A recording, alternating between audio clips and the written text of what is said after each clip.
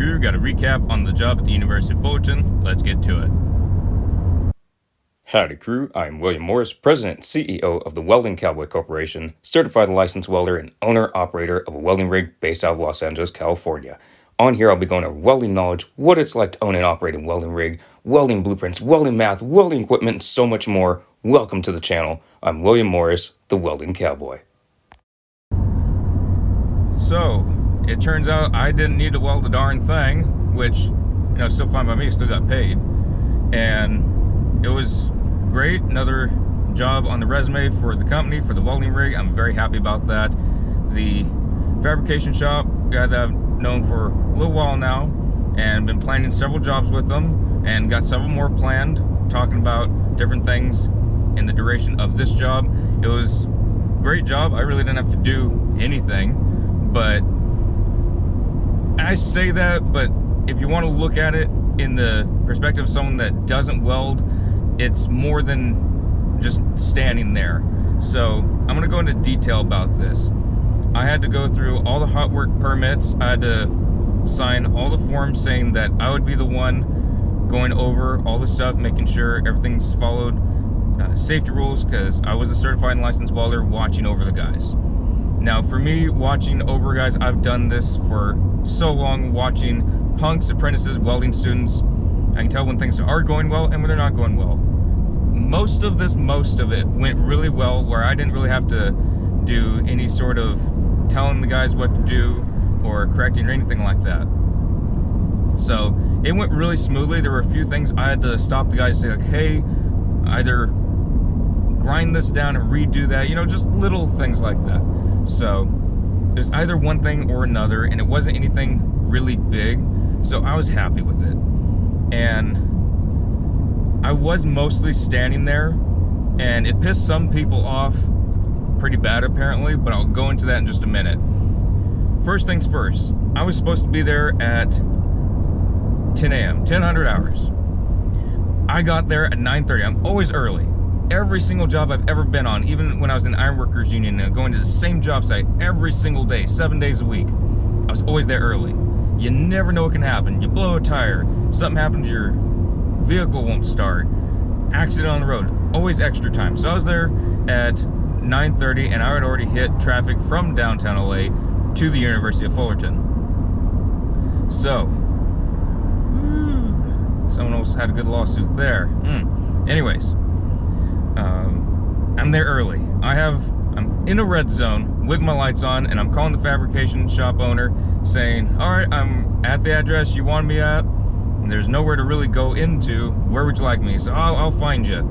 And so he found me, and he said, oh, I can't miss you with those lights. I had my lights on top of the truck on and all around the auxiliary lights, and he thought that was awesome. He said, oh, I'll hop in and we'll go around. So we did that, and he had his Lincoln MIG machine there, and basically no 240 cord. I had two 25 footers.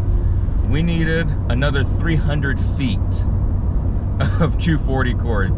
He had the cord, he just didn't have the plugs, so the male or female end to go on it.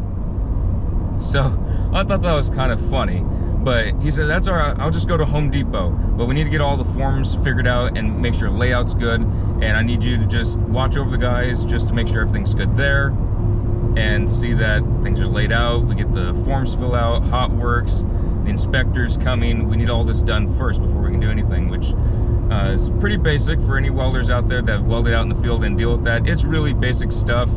If you're not familiar with it, it just takes a little while to get used to. You have to go through all your little checklists because it's legally required. And so a gentleman from the University of Fullerton came down and he said, oh, who's the welder that's going to be doing the welding or supervising? And so that was me. And we went through the whole process. He said, I'm sure you've seen this many times before, but legally you have to go through. I said, no, don't worry about it. Whatever makes your job easier makes my job easier. So he was really happy about that. I'm all about working with the guys on that. Whatever they need makes their life easier. Maybe that's another job for me down the line. Even when I was in the Ironworkers Union, before and after, jobs before and after, whatever makes their life easier. So went through all the yes this is done, yes, that is done. He said, do you have any sort of fire extinguisher? So I brought up my fire extinguisher, and I showed him the ratings, and he said, well, you don't have a tag on it. Would you happen to have the tag? And I said, I have the tag.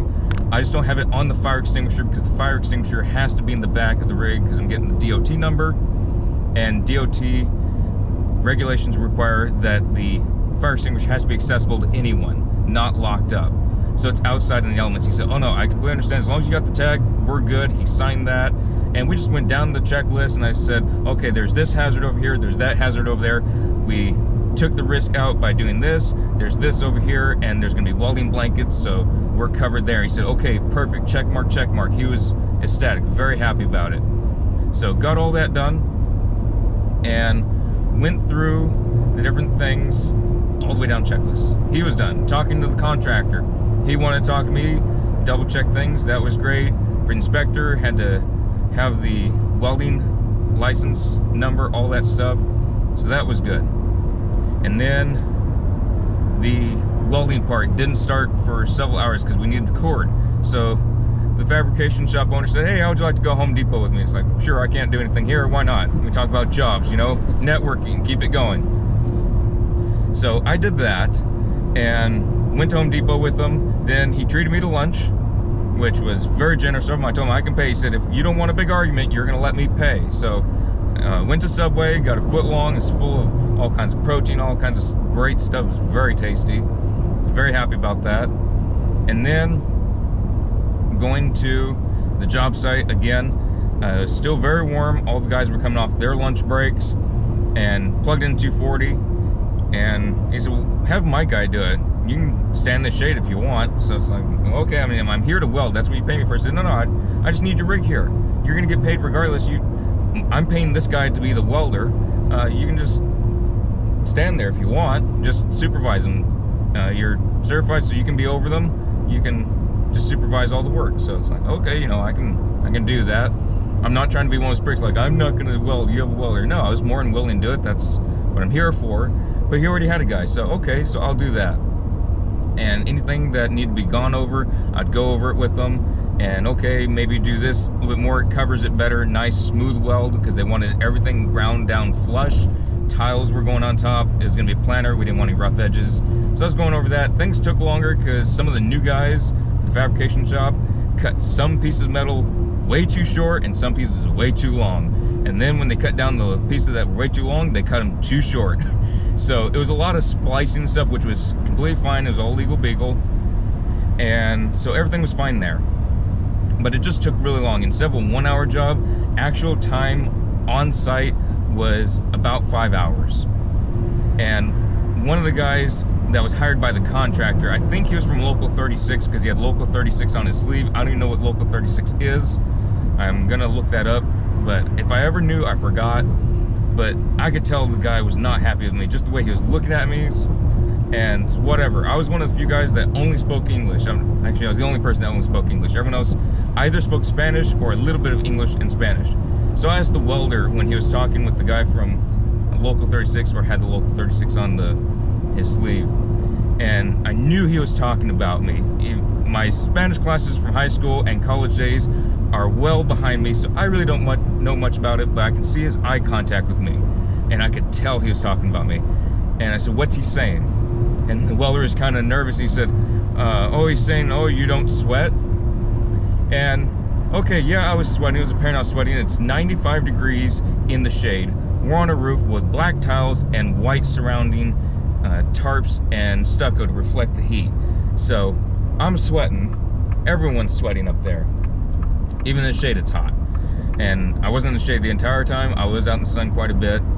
And so I knew what the guy meant. I just stand around. And, you know, I really didn't care, because I'm thinking about what he's getting paid. He's in a union. Okay, he's getting 30, 40. Let's just say he's getting paid $50 an hour. Like, okay, you're getting that. I'm getting what I'm getting.